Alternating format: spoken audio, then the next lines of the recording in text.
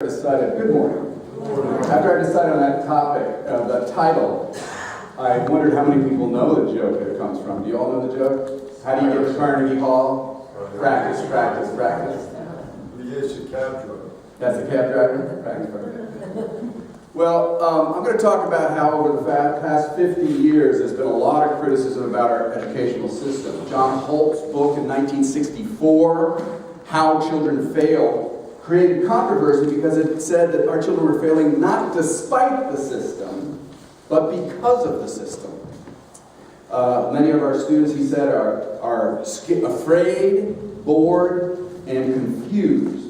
They're afraid of disappointing the adults that hold these aspirations for them. They are scared of that. They're bored because a lot of what we teach them in school has no real connection to their lives and doesn't really fulfill their intellectual interests. They're confused because a lot of what they're told in school has very little to do with what their lives are like outside of the school. And that certainly is the case for many of the kids in Baltimore.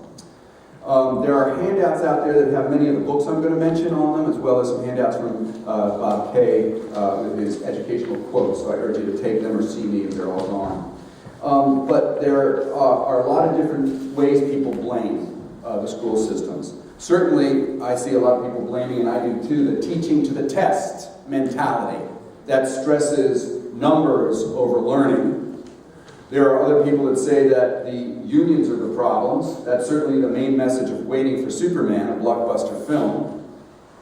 The counter film to that, which is called The Inconvenient Truth with Waiting for Superman, produced by many unions and sympathizers, say that the problems are crowded classrooms, inadequate resources, deteriorating neighborhoods, and inadequate respect for the integrity and professionalism of underpaid teachers.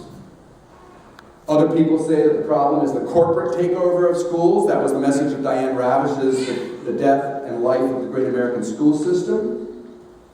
Jonathan Kozol in Savage Inequalities talks about the socioeconomic problems as the root of our educational woes. Deborah Meyer and George Wood agree in their work, Many Children Left Behind. And this is related to the issue of funding. And I do believe Bob Kay when he says that the U.S. spends about 2 times more funding on individual students than any other country around the world. But nevertheless, there are such wide disparities in funding that here in the United States, some of the schools most in need of funding are inadequate, and it's disgraceful. Here in Philadelphia, we need a full, fair funding formula to even that out so that kids in disadvantaged situations aren't disadvantaged even more. And this is a big part of the reason why we're involved with people to organize Witness, Empower, and Rebuild, which is power. If you are a member of the society and you are involved in power, would you please wave your hand or stand up? Wave your hand or stand up. If you want to know more about power, please see these members and find out why we're involved. Even when schools are well funded, though, we tend to use the resources to churn out obedient workers and loyal consumers rather than free-thinking activists for social justice and democracy. It's part of the system. Ron Miller, who's the founder of Holistic Education Review, argues that schools are, quote, intended to shape young human beings into components of the corporate machine. So rather than asking them to create a fair economic system, we're telling them the rules of the game, as set up by the people in power. So that we have to, rather than trying to force-feed students with technology and competition and regime, we have to try to create better citizens. He continues, this is Ron Miller's words, we produce generation after generation of immature citizens, mindless and spiritually starved consumers who buy more stuff to fill the aching void at the core of their lives. There is a culture of learned helplessness that I've talked with Bob about too, where nobody knows the solution. The teachers say, we can't do anything because the administration's doing this, the administration says, we can't do anything because the school board's doing this, the parents don't know what to do. No wonder students get taught learned helplessness, because the adults are not leading in education reform. So today I'm going to try to search for some solutions, but I'm going to go to the roots of what's often called progressive education. Progressive education assumes the inherent worth of every individual It also is realistic about the economic devastation and the effect that that has on education. And it demands more democratic and engaged education. All of these are characteristics of the program that Felix Adler, the founder of Ethical Culture, tried to instill. They were improved by John Dewey and his followers, so to more fully craft educational system that honors the worth of every child and creates an ethical culture. So that's what I'm going to do. I'm going to go all the way back to Rousseau. Faith in the goodness of every child is very evident in Jean-Jacques Rousseau's writing, the 18th century French philosopher. He wrote a book called Émile, subtitled On Education. I will say, as an aside, he was a terrible parent. I'm not going to go into that. He was. So I'm not praising Rousseau. I'm praising some insights into his book, in his books. I praise, for example, his rejection of sinful nature of human beings. I also praise that he opposed Thomas Hobbes, who famously said that life is solitary, poor, nasty, brutish, and short. And for Rousseau, human beings were essentially good and imbued with a healthy sense of self-love, what he called amour de soi, and lots of natural compassion and cooperative spirit. When he visited the Caribbean, he talked about how the inhabitants, quote, had admirable moderation, gentle interactions, and uncorrupted morals of the indigenous. Only when they're taken out of that state of nature, according to Rousseau, and placed in competitive social structures, do humans develop these dehumanizing attitudes and behaviors. And a self-centeredness can grow and dominate. That's Rousseau's position. And he said, since we can't easily return to a state of nature, we're stuck with social structures that can either ruin us or elevate us. And if we're to be elevated, he believes that we have to nurture future citizens by cultivating social hearts and clear minds.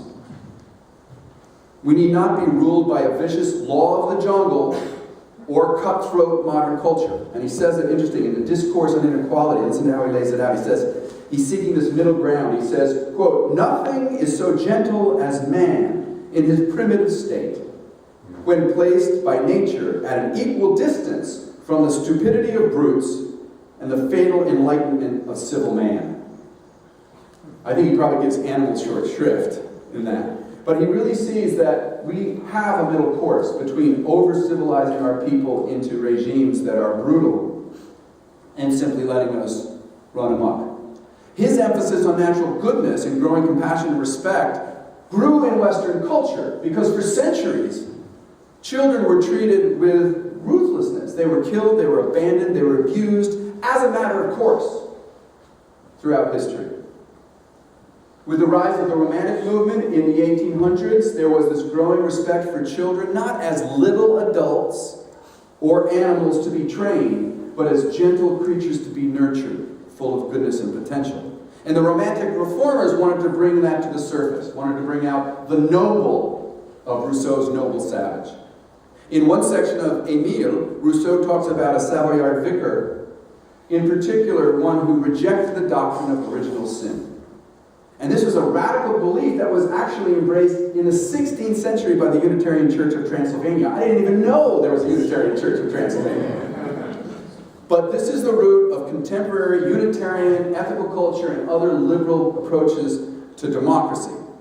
And such niceties have no place in Hobbes' world where enlightened despots are needed to keep us in line. And that's the teaching model we often inherited. So these positive attitudes not only nurtured the American Revolution, but also attitudes towards little children. We began to see them as good. Ethical culture leader Arthur Dobrin, who's written more books on education and ethical culture than anyone I know, basically said that philosophers, himself included, Nels Nodding, who's the Dean of Education at Stanford University, believe that feeling loved is the most important part of becoming a good learner. That may seem obvious to us, but it was not obvious 200 years ago, where you had to discipline children and keep them in line.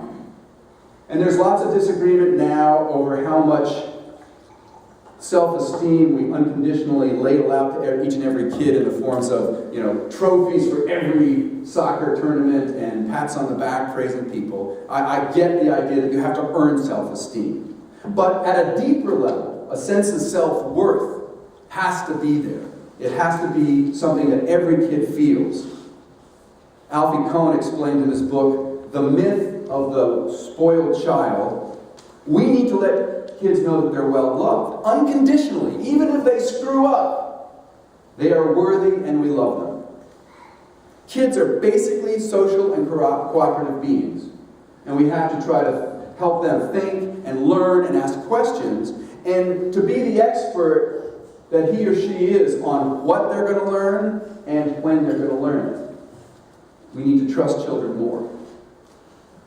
We don't want to protect them from all pain and suffering. I believe that's not our goal. Rousseau admits that. He encourages that children be taught by natural consequences. So within reason, it's healthy for children to experience suffering and challenge as they navigate the world. But unlike these destructive approaches that encouraged adults to be the ones to make the children suffer, the adults causing the suffering, it's best to let life teach us lessons. And learning through experience, guided by adults that keep kids from grave harm, is the way to approach learning in a lot of these progressive traditions from Rousseau on down. And you'll see that now in approaches like unschooling. How many people have heard the term unschooling? It's part of the homeschool network, which basically doesn't look at curriculum as in the form of books, but in life at the home, in the duties that they have, in the world that they see around them. The curriculum is interacting with their family and other fellow learners to try to grow into effective, supportive people in our culture. And evaluation is not test-taking, but is through dialogue to see whether you are growing in a positive way. Some critics say that unschooling and homeschooling is not accountable. Oversight is weak, but the New York Times points out that homeschoolers, in fact, in 2015, homeschoolers typically scored at the 65th or 80th percentile on standardized tests, 15 to 30% higher than the average student. And there are a lot of studies that are showing they are socially better adapted than kids that are sent through schools that are treated like cattle going through troughs. So although it's institutionally based, Maria Montessori's approach has a lot of similar things, which sets up a learning environment and allows the kids to explore and play and learn at their own speed. They have a choice. There are educational groups like Open Connections, which gives parents workshops on how to homeschool and unschool their kids, with things like focusing on real work and not make work, things that actually make a difference, and emphasizing collaboration and respect of the child. It was central to a school founded in England in 1921 called the Summerhill School that included students in the decision-making process on how the school actually ran. So its founder, Alexander McNeil, said that kids can do whatever they want if they don't hurt each other, they don't harm each other.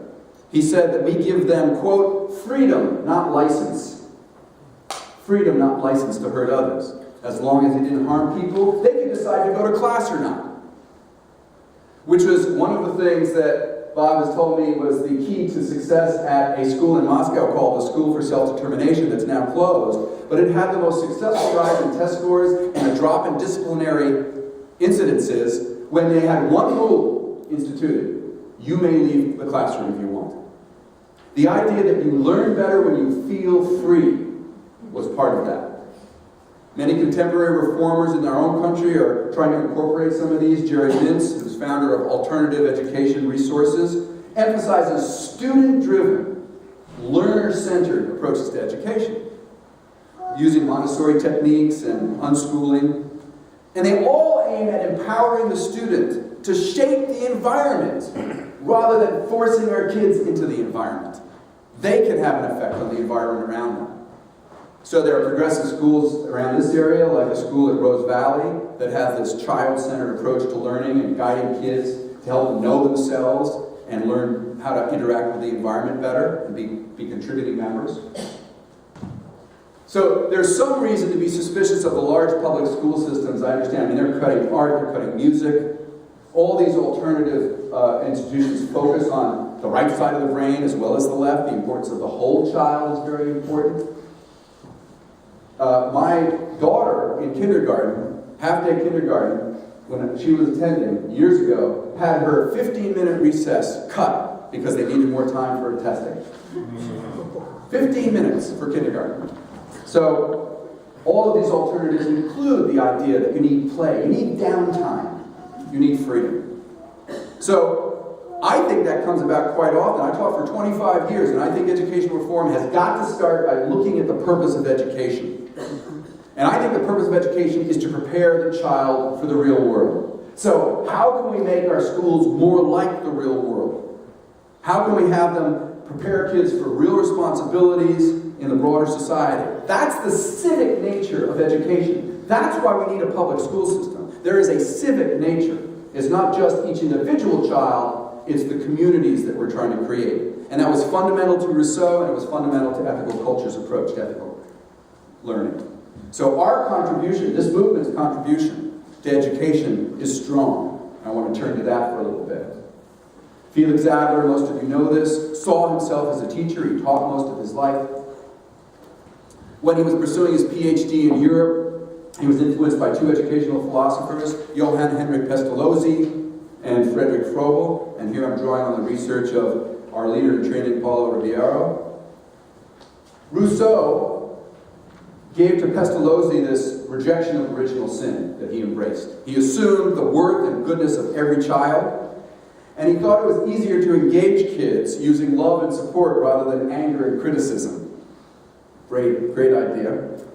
Pestalozzi also saw the importance of teaching to the whole child, not just to the intellect, but to the heart. And that he knew well in advance of emotional intelligence that emotions create patterns for behavior.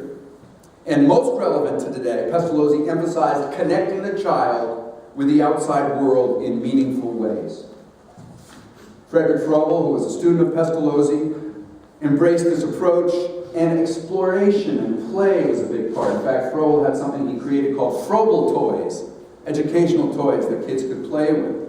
And he particularly gave to Adler this rejection of religious dogma and the embrace of reason and universalism.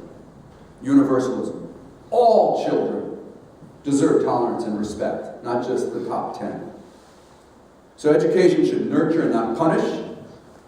Teaching is less like pounding nails into a board than nurturing flowers in a garden. And that's one reason why the kindergarten movement was started. That was a term that Froebel coined. And the kindergarten movement that started in Germany was based on the idea that with social problems, we need social solutions. So the kindergarten movement promoted scientific approaches to education that were wrapped up in the desire for social reform. It wasn't just to educate the kids, but to change society. And in Germany, women particularly seized on the kindergarten movement because they were excluded from the German gymnasium program. It was a male-dominated educational system in Germany. But they seized on the kindergarten approach because it offered them service and employment and liberation to a degree. But a lot of the conservative forces in Germany squashed it, and so this attempt to have a radical approach to education actually had more effect when it was transplanted to the United States, where educational reformers loved the idea of the kindergarten movement. And one of the reformers was my great-great-grandmother, Louise Torrey Taft. In 1890, she was head of the Cincinnati Kindergarten Association. And she wrote something that has some truth in it and has some very uncomfortable elitism as well. She says, "Do we want more of a conscientious class of working people, those who are good and true and honest, and who believe that work is better than beggary? If you want this, train the children." Now, it sounds awfully paternalistic to my ears, but nevertheless, she focused on something, and it appealed to Adler. Adler had some elitist elements in his social justice philosophy. But as Paulo, our leader in training, points out, it was the ennobling vision of education, that education can uplift individuals and groups, that was in Pestalozzi and Froebel, and was unleashed in the United States, and was influenced by Adler and other visionaries. Now, like my great-grandmother, the progressive photojournalist Jacob Reed appreciated the early intervention that kindergarten might have. He was the individual who took photographs. He published a book called How the Other Half Lives. And he saw what education did. He was part of the reform that said, you know what, poverty is not the result of immoral people. It's the result of terrible situations. And he counteracted, he saw kindergarten as a counterweight to what he said was, quote, the tenement house stamp of the child's life with a vicious touch. That the brutal impact of tenements had to be counteracted. It's a little bit like the philosophy behind Head Start in the 60s. And Felix Adler saw education as a partial solution to what he called the labor problem. He focused on the rights of workers and the disempowerment of workers in this country. He saw the dehumanization and the alienation that factories were causing, and he didn't want to go where Marx was going. He wanted to work towards treating labor with greater respect, and progressive schools were the key to that, to heal social divisions and empower workers. So when agriculture started in 1876, this country was as divided as, now, between the haves and the have-nots. You had an incredibly powerful class and a terribly repressed. Factory owners repressed their workers, they busted unions, and radicals in the labor movement were demanding socialist revolution. Adler was more philosophically moderate, and he suggested that all segments of society have to come together and work face to face. And he said that has to begin in the schools. So when he founded the Working Men's School in 1880, he wanted the clientele to be a reflection of our society, the same diversity. Unfortunately, the diversity did not last long. But at the beginning, the focus was on getting people together from all different types and teaching them about each other's lives. In an article he wrote called The Influence of Manual Training on Character, he talked about this solidarity. It's interesting. Again, it's antiquated language, there's some elitism, and there's this assumption of fixed classes, which I think is bunk. But nevertheless, listen to this appeal. He says, the two classes of society have become so widely separated by difference in interests, in pursuits, that they no longer fully understand one another. And misunderstanding is the fruitful source of hatred and dissension. This must not be. The manual laborer must have time and opportunity for intellectual improvement. The intellectual classes, on the other hand, must learn manual labor. And this they can best do early in youth, in the school, before the differentiation of pursuits has yet begun. He continues, our common schools are so rightly named. The justification for common schools lie rather in the common feeling which they create between the different classes and societies. Let manual training therefore be introduced into the common schools. Let the sons of rich men learn side by side with the sons of poor men, to labor with his hands. Let him thus learn practically to respect labor. Let him learn to understand what the dignity of manual labor really means. And the two classes of society, united at the root, will never thereafter entirely grow asunder. So Adler added to his focus on manual training, ethical and democratic principles. He wanted to teach labor their contribution to the social whole and see themselves as a viable and important part of our society. He would also include projects that would teach kids to build things like a box or a pair of shoes from the very beginning to the completion, so the kids understood all the steps it took and also gained a sense of willpower that they can carry the projects through. And they worked together. And he emphasized civic education. He might have been wary of homeschooling and unschooling because he did believe in institutions, and he saw a need for social healing. I think, like Adler, I felt like my traditional schooling did me well and it empowered me, but it doesn't empower everybody. But I would like to keep our public school system going. I would like to keep early intervention going, but put into it the insights of progressive education. Now, the Working Men's School, which eventually became the Ethical Culture School in name, treated students like future citizens. They connected them to their neighborhood, to their city. The Tribune, the paper in New York City, praised ethical culture's use of field trips to factories and to boats at the docks and to working houses. In fact, the president of the New York City Board of Education, soon after the founding of the Working Men's School, said, if I could have my way, every public school in the city would be conducted in accordance with the system of instruction adopted in this school. So connect the kids to the school. Connect the kids in Baltimore to the problems of Baltimore. Make real contributions and connect the curriculum to their lives. In the last part of my talk, I want to focus on one particular aspect of education that began with actually Aristotle and runs through Pestalozzi and Froebel and Adler, and it's elevated by John Dewey, and it's adapted by the radical educational philosopher Paulo Freire. And it involves the relationships between ideas and efforts to make the world a better place. And it's known as praxis, that term. So, Dewey most fully developed this idea, not the word in the US. His life was remarkable. He lived from before the Civil War till the Cold War. And he epitomizes progressivism in this country. Brilliant thinker, terrible writer, can't do everything. But he opposed top-down authoritarian structures in society and in our schools. And he focused on what was called student-centered education. So in working with progressives like Jane Addams in Chicago, he learned the effect of urban blight on children. And he focused on grassroots reform efforts. And like Adler, Dewey focused on cooperation.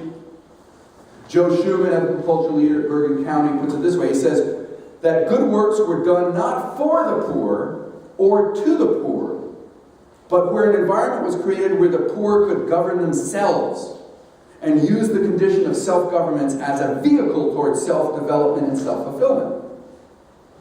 The very idea, Joe continues, that democracy isn't a merely political platform, but a far-reaching process which molds and creates character, and in which personal fulfillment is achieved, became the cornerstone of Dewey's philosophy. Now this embodies Jeffersonian's ideal of education and democracy. You can't have one without the other. You have to have both of them. They have to be connected. And schools was where you teach people to become citizens. And that's why, in some ways, Dewey called his school the laboratory school. It was the laboratory for democracy. So the laboratory term is certainly affiliated with science and testing and verifiability, for sure. And it was always used in the sciences. But Dewey said we have to use it in the social sciences and in politics and in ethics. We have to test things and see if they work in politics. Not let politics be dominated by power and dogma, which it had been for years. So social science grew in influence in this country, as did Dewey. And he argued that we should do this experimentation like you do a chemical analysis, testing things over and over again, transparently, trying to control for bias, to create our best map for evolving our culture. The pragmatist William James, like Dewey, said, truth is not static. It's not this sort of one idea that you get and then never go beyond. It's a constant process of relearning things, of testing your ideas in society. Solving real-world problems, that's where truth lies. So Dewey carried forward this idea of learning by doing. Learning by doing. And this came all the way through all the educational reforms I said. And it links education with social justice. Schumann again says, Dewey believed ideas needed to be applied in a reformist spirit to educate children, and in the struggle to organize labor, and in the struggle for justice wherever there is injustice. So it's not only linked to society, but it's linked to the social justice aspect of society. Moral obligations bind communities together, and nations together, and hopefully eventually the world together. And Dewey focuses on this communitarian aspect, that we are all in this together, that we have to focus on we the people, and the effort to create a more perfect union. Dewey expresses this as a more contemporary and egalitarian form than Adler. But again, Schumann says, for Dewey, democracy is not a mere political form, it's a social, moral, and psychological phenomenon. Through democratic participation, through the open flow of ideas, through working with others to solve common problems, we become ourselves. That's how we learn. That's how we learn best.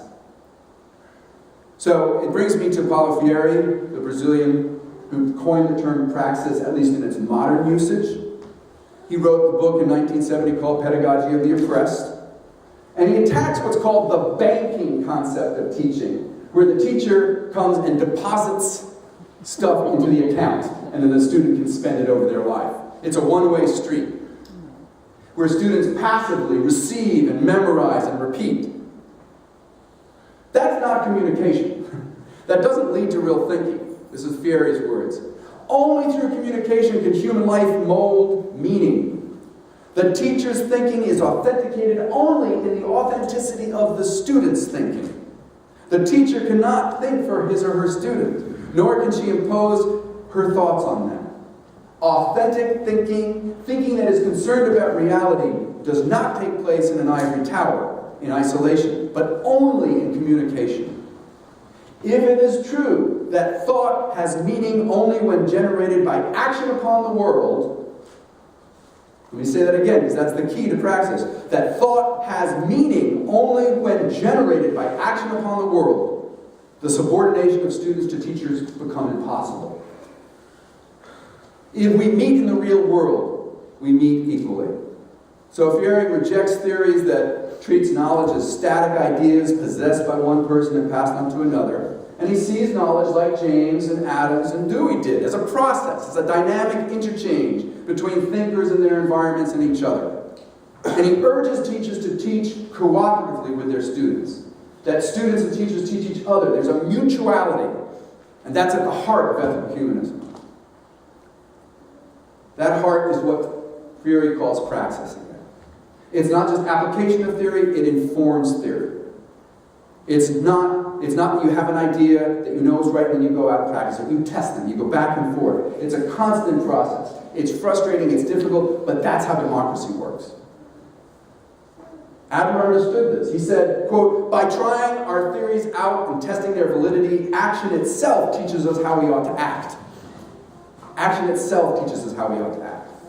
We should plunge into society again and again and again. We should break down the barriers between this institution and the rest of Philadelphia, and the school system in Baltimore, and the rest of Baltimore, and the pockets of poverty there. And over the course of our history, we've been so myopically focused on individualism that we forget that we are in community together. Now, I defend the rights of property. I'm not that radical.